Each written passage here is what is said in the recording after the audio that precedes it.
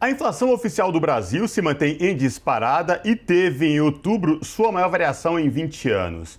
O Índice Nacional de Preços ao Consumidor Amplo, que é o IPCA, subiu 1,25% no mês passado.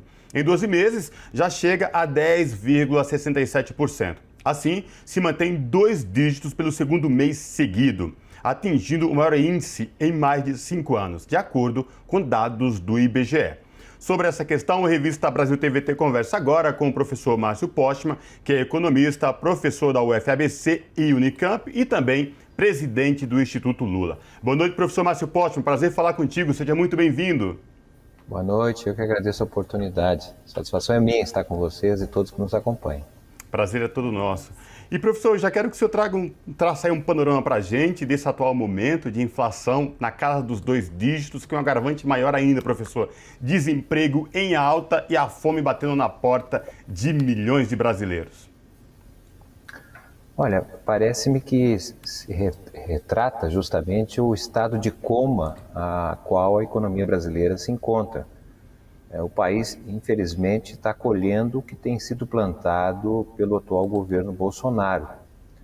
Houve, na verdade, uma situação dramática, porque a economia perdeu a sua capacidade de voltar a crescer, especialmente porque as opções que foram feitas, desde a reforma previdenciária, a própria reforma trabalhista, a aprovação do teto de gastos, isso foi asfixiando os vetores pelas quais a economia brasileira poderia voltar a crescer.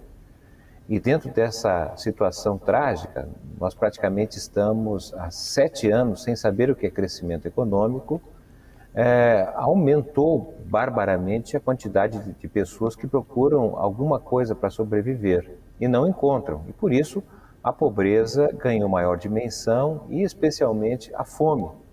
Lamentavelmente, num país que é considerado o segundo em maior produção de alimentos e exportação para o mundo. É claro que nós poderíamos estar numa situação menos grave se houvesse uma opção por enfrentar a fome, enfrentar a pobreza. Não há dúvida que um país que produz tanto alimento poderia compartilhar melhor internamente, inclusive com preços muito menores ao que nós temos hoje. A inflação para o trabalhador está girando em torno de 20% ao ano acumulado, enquanto que a inflação média está em 10%. Ambos os indicadores são muito elevados e isso, de certa maneira, resulta da ausência de uma política econômica anti-inflacionária. Até mesmo o Banco Central, que é independente pela aprovação da legislação, não tem cuidado da inflação e, por conta disso, nós estamos num quadro inimaginável, que é uma economia que não cresce e, ao mesmo tempo, com inflação muito elevada. E, professor, bom, depois dessa excelente explicação do panorama, né, como o Cosmo falou que a gente está vivendo, a gente tem, claro, o agravante da pandemia, mas também decisões políticas. Minha pergunta é, o que pode ser feito ou que deveria ser feito no médio prazo para que a gente saísse desse buraco? Olha, eu diria que nós precisaríamos virar a chave da condução da política econômica e social, né? Nós não estamos falando de um país qualquer, nós estamos falando de um país que está entre os principais em termos de produção agrícola, né? Agropecuária. Temos um enorme saldo comercial nas relações com outros países, mas, de certa maneira, não há uma preferência por lidar dos problemas internos do país. Veja, nós temos uma grande empresa, a Petrobras, que está, de certa maneira, sendo conduzida como se fosse uma empresa privada, cujos preços elevadíssimos no mercado internacional são repassados imediatamente para o povo. E torna-se muito caro a locomoção, o transporte, o preço do combustível, não porque o país não tenha outras possibilidades, mas não há esse interesse. Então, eu começaria dizendo que é possível, inclusive num prazo que não seja longo, a gente voltarmos a uma situação em que nós já tivemos anteriormente, que o país permite isso. Tem uma estrutura produtiva, tem uma base empresarial, uma ampla classe trabalhadora que está ávida para produzir para o Brasil através de salários decentes, né? Então, essa perspectiva de planejamento do médio e longo prazo me parece fundamental num país com as oportunidades que nós temos, mas infelizmente não estão sendo aproveitadas, pois as preferências são infelizmente outras. E além disso, né, professor, num período pandêmico que o país vem vivendo, você não vê por parte do governo federal, da equipe econômica do governo federal, uma luz no fim do túnel com políticas especificamente para recuperar o poder de compra do trabalhador especificamente. Nós temos que nós vimos aí diariamente a precarização do trabalho, né? Além dos desempregados, tem os desalentados e aqueles tidos como autônomos que aí efetivamente vem na precarização da força de trabalho, enfim, e aí chega nesse nível que nós estamos agora. Dizem vários especialistas, inclusive a gente já conversou aqui no Revista Brasil TVT, falou com a gente, que não tem muitas perspectivas de uma recuperação da economia. Eu queria que o senhor falasse sobre isso para 2022, por exemplo. O que esperar? Veja, nós estamos com uma atividade econômica rebaixada, a capacidade ociosa. E poderia ser perfeitamente ocupada essa capacidade ociosa com mais produção. Mas isso só ocorrerá se houver demanda, consumo por parte da população. E infelizmente, o que nós estamos tendo hoje são iniciativas que não favorecem essa perspectiva.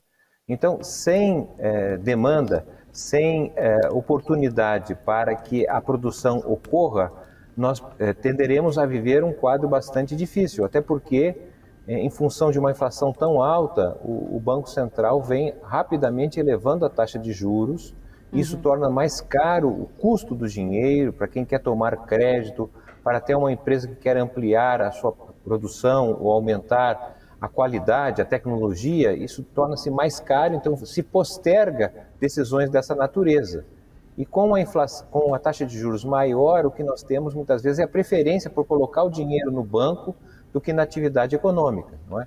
Mas então esse é o quadro que nós estamos vivendo e possivelmente o ano que vem ele não será muito diferente do que hoje nós temos, porque na realidade não está se tomando decisões que poderiam favorecer uma retomada do país. Sobre isso, retomada do país, né, girar a economia, a gente viveu, como eu disse, a pandemia e chamou atenção muito, claro, no ano passado, por causa do isolamento social, da quarentena, alguns setores que ficaram bastante prejudicados, entre eles o setor de serviços, que então no final do ano passado começa aí uma leve recuperação e agora, justamente por causa da inflação em alta, volta então a decair, porque está ligado exatamente com o poder de compra. Queria saber a sua análise sobre isso. Vai piorar? O setor de serviços, não é? Ele é muito importante para o Brasil. Nós podemos dizer que cerca de 4/5 dos ocupados estão no setor de serviços, né? O setor primário, o chamado agronegócio, ele tem um dinamismo importante, mas ele emprega muito poucas pessoas.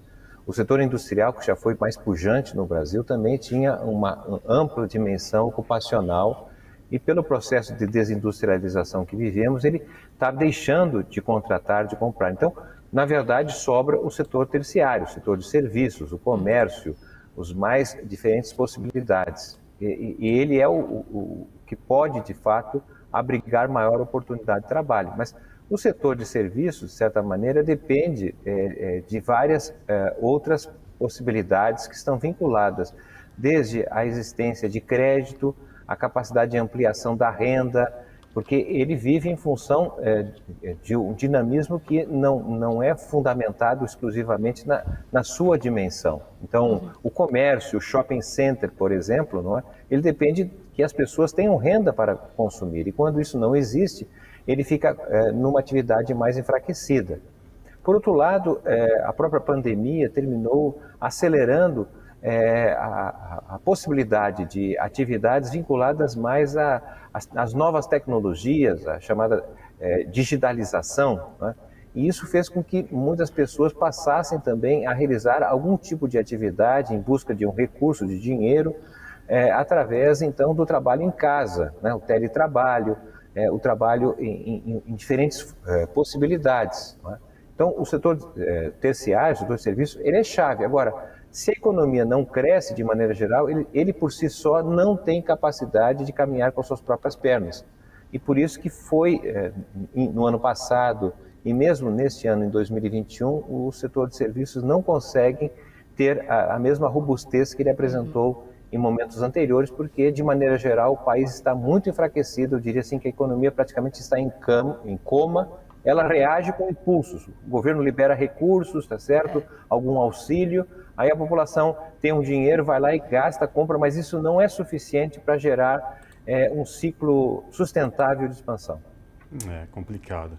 Professor Márcio Postman, o senhor também, além de professor na Universidade Federal do ABC e na Unicamp, o senhor preside o Instituto Lula. E esta semana, o presidente Lula começou um tour pela Europa. Eu queria que o senhor falasse para a gente, para os nossos telespectadores aqui da TVT e também ouvintes da Rádio Brasil Atual, sobre essa viagem do ex-presidente Lula à Europa.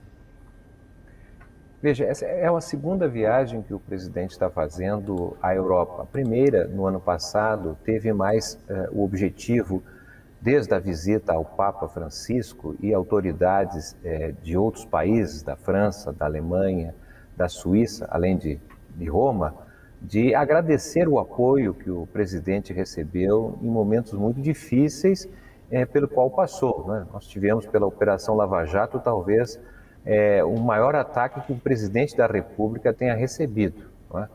Bom, neste ano, né, nesse périplo que está fazendo o presidente, de certa forma tem um caráter diferente, que é justamente se contrapor, não é, à visão internacional que se constitui em função da realidade do Brasil, da atual política governamental.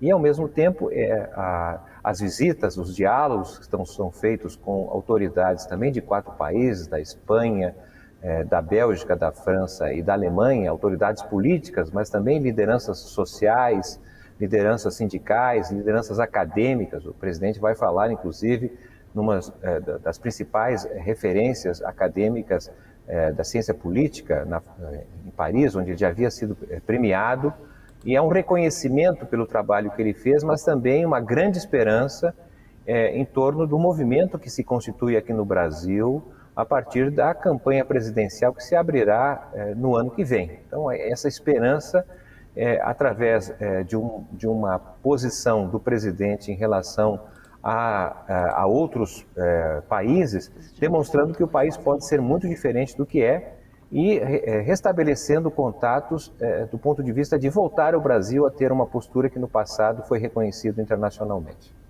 Pois é, justamente no momento que a gente sai de uma Conferência Mundial do Clima da Organização das Nações Unidas, onde o atual presidente não foi, mandou o ministro do Meio Ambiente, que não convenceu nenhum líder político e, enfim, se mostrou totalmente isolado, totalmente diferente do que era o Brasil, reconhecidamente, mundialmente, um presidente Lula estadista e reconhecido por todos. Professor Márcio Postman, para finalizar, essa viagem, além disso que o senhor acabou de falar para a gente, nessa agenda do presidente Lula, algum encontro especificamente no que diz respeito a tratar essa questão que foi a COP26? Não? Vai ter algo parecido? Não, certamente o tema da mudança climática é chave para se pensar o Brasil, e o presidente, de certa maneira, leva consigo essa preocupação e, ao mesmo tempo, uma demonstração de que nós temos talvez o melhor passaporte para o desenvolvimento do século XXI, que é a Amazônia, tão atacada, mas que tem um espaço privilegiado no enfrentamento da própria mudança climática, do aquecimento global. E ao invés de ser um objeto de exploração, devastação, queimadas, invasão em espaços e reservas indígenas, a Amazônia deve ser vista como um grande triunfo, um grande ativo para o desenvolvimento tecnológico e favorecimento das comunidades locais em torno de uma esperança de que a gente possa, de fato, enfrentar o problema climático em novas bases. Me parece que é essa a grande preocupação do presidente em demonstrar que o Brasil pode fazer diferente o que tem feito de forma muito mal até o presente momento. Conversamos com o Márcio Postman, professor, economista, professor da UFABC e da Unicamp e também presidente do Instituto Lula. Postman, muito obrigada, até uma próxima. Até uma próxima. Obrigado a vocês todos. Abraço, professor.